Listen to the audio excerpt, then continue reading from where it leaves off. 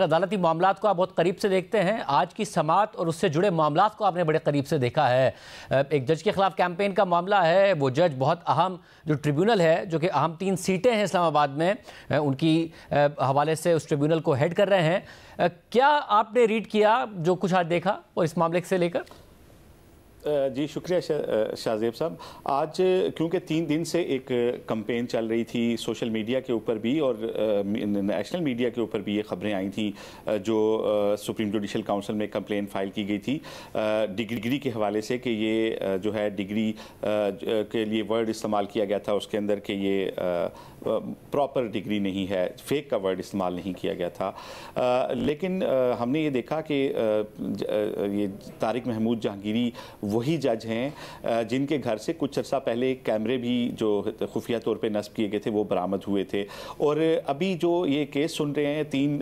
नशिस्तों का इस्लामाबाद की, ये सिर्फ इस्लामाबाद की 3 नशिस्तें नहीं हैं। अगर मखसूस नशिस्तें हुक्मरान इत्तेहाद को मिलती हैं तो कुल नंबर 226 बनेगा, जबकि 224 के ऊपर 2/3 अक्सरियत बनती है। और अगर इन 3 नशिस्तों के ऊपर कोई मामला जो है वो हुक्मरान इत्तेहाद से नशिस्तें किसी वजह से चली जाती हैं तो वो जो 2/3 अक्सरियत है हुक्मरान इत्तेहाद की वो दोबारा से फिर से एक मरतबा ख़तरे में पड़ जाती है। तो इस सारे कंटेक्स में आज पहला अदालती दिन था, तो जो अदालत की कार्रवाई जो 9 बजे शुरू होना थी वो तकरीबन 50 मिनट से ज़ायद ताख़ीर से शुरू हुई और जजेस ने एक मीटिंग की और जिसके बाद वो अपने चीफ जस्टिस आमिर फारूक के पास गए। हमारे ज़राए का ये कहना है कि इस्लामाबाद हाई कोर्ट के जो जजेस हैं वो अपने चीफ जस्टिस के साथ उनके कोई ज़्यादा खुशगवार ताल्लुकात नहीं हैं, बल्कि जो टी ब्रेक में भी वो अपने चीफ जस्टिस से नहीं मिलते। नॉर्मली किसी भी अदालत में चीफ जस्टिस और जजेस टी ब्रेक में इकट्ठे बैठते हैं और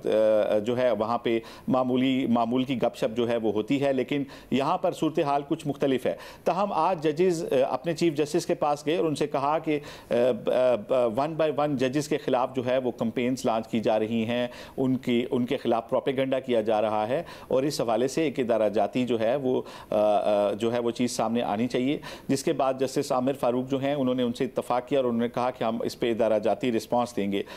इस हवाले से हमें हमारे ज़राए ने पहले ये बताया था कि आज कोई फुल कोर्ट इजलास होगा, ताहम बाद में फुल कोर्ट जो है वो बैठी और जो हमारी तकरीबन 2 दहाई की इस्लामाबाद हाई कोर्ट की हिस्ट्री है उसमें पहली दफ़ा एक सो मोटो पर फुल कोर्ट जो है वो बैठी और तौहीन अदालत की कार्रवाई जो है वो स्टार्ट की गई। इसमें शाहजेब साहब आप देखें कि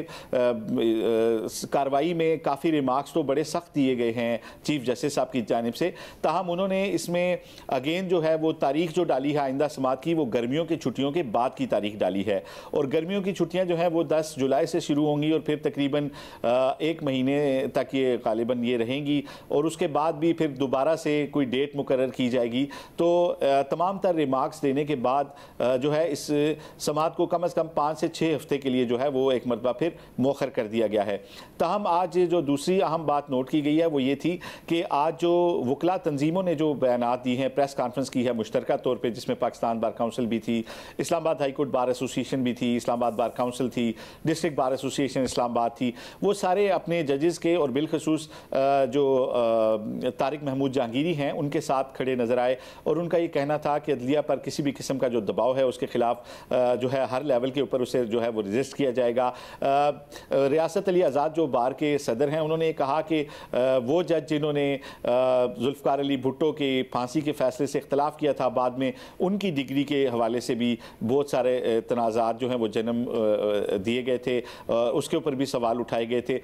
ताहम अहम बात ये थी कि वकला का ये कहना था कि वो अपनी जुडिशरी के साथ खड़े हैं, वो एहतसाब के ख़िलाफ़ नहीं हैं, लेकिन सिर्फ एक इल्ज़ाम के बाद जो है किसी जज की पब्लिकली उसको उसका मुजरिम ठहरा देना, इसको किसी सूरत जो है वो बर्दाश्त नहीं किया जाएगा। तो आज खासी गर्मा गर्मी रही पहले दिन। ताहम जस्टिस तारिक महमूद जहांगीरी ने जो आज इलेक्शन ट्रिब्यूनल में समात की, उनके जो तासुरात थे, उनकी जो फेस रीडिंग थी, वो किसी तरह से भी किसी दबाव का शिकार नज़र नहीं आए, किसी गुस्से का शिकार, किसी हैजान का शिकार नज़र नहीं आए। उन्होंने बड़ा स्मूथली जो है वो अपने केसेस सुने और वो डिटरमिन्ड नज़र आए कि वो अपनी जो भी अदालती प्रोसीडिंग्स हैं उनको कंटिन्यू करेंगे। मतलब और आपको लगता है कि गवर्नमेंट को जिम्मेदार ठहराने की बात हो रही थी, इसके अलावा ये कहा जा रहा था कि मामला आपने बताया कि गर्मी की छुट्टियों के बाद ले जाया गया, मगर इसके अलावा भी कंटेम्प्ट की मुतादिद प्रोसीडिंग्स हो रही हैं, आपको लगता है कहीं ना कहीं मामला इस तरफ जाएगा कि ऐसे वाकयात रुक जाएं या कम से कम कोई मंतकी अंजाम तक मामला पहुंचे? जी शाहजेब साहब, देखें, अगर अदालती फ़ैसले से ये मामलात रुकने होते तो इससे पहले भी मोहसिन अख्तर कियानी साहब जो हैं उनके पास भी एक मामला चल रहा है। जस्टिस बाबर सत्तार की जो किरदार कशी की गई थी, उनकी जो डिक्लेयर्ड प्रॉपर्टी थी, उनके जो डिक्लेयर्ड अपने डॉक्यूमेंट्स थे अमेरिका के, उनको भी बड़ा एक्सप्लॉइट किया गया था। फिर उनकी पर्सनल जो इंफॉर्मेशन थी वो भी आई थी सोशल मीडिया पे भी। लेकिन उसके बाद देखें, कंटेम्प्ट प्रोसीडिंग्स स्टार्ट होने के बावजूद ये सिलसिला रुका नहीं और अगले जज की बारी आ गई, और इसी तरह ये 3-4 जजेस के साथ अब तक हो चुका है। तो इस्लामाबाद की जो जुडिशरी है उसमें चीफ जस्टिस भी जब जजेस बाकी उनके पास जाते हैं तो वो भी उनके साथ खड़े होते हमें नज़र आते हैं। और अब इस सारे मामले को एक ख़ास अंदाज में देखा जा रहा है कि ख़त लिखने के बाद से इन जजेस का नंबर जो है वो लग रहा है, और एक के बाद एक और एक के बाद एक जज जो है उसकी बारी आ रही है। ताहम अभी जो ज़्यादा आज हमारी बात हुई वकला के साथ और जो सीनियर लोगों के साथ, तो उनका ये कहना था कि चीफ जस्टिस ऑफ पाकिस्तान जो हैं, जो इस जुडिशरी के एक फादरली फिगर हैं, उनको इस सारे मामले में इंटरवेंशन करनी चाहिए है, और उनको वो एहतसाब का जो भी अमल है वो ज़रूर करें, लेकिन उनको इस मामले को रोकने के लिए उनको ज़रूर आगे आना चाहिए, उनको अपना रोल अदा करना चाहिए। तो ये तो सीनियर वकला की राय थी, लेकिन अब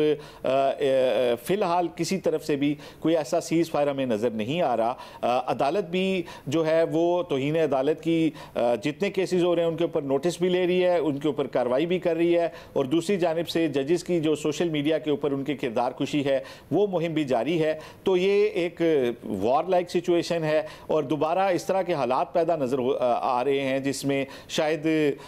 लगता है कि आने वाले वक्तों में शायद वकला और जुडिशरी, हमारे जो वकला और जुडिशरी हैं, शायद वो कोई जो एक साबका एक वकला मूवमेंट थी उसकी शक्ल में शायद उन्हें कई रोडों पर भी शायद हम देख सकते हैं।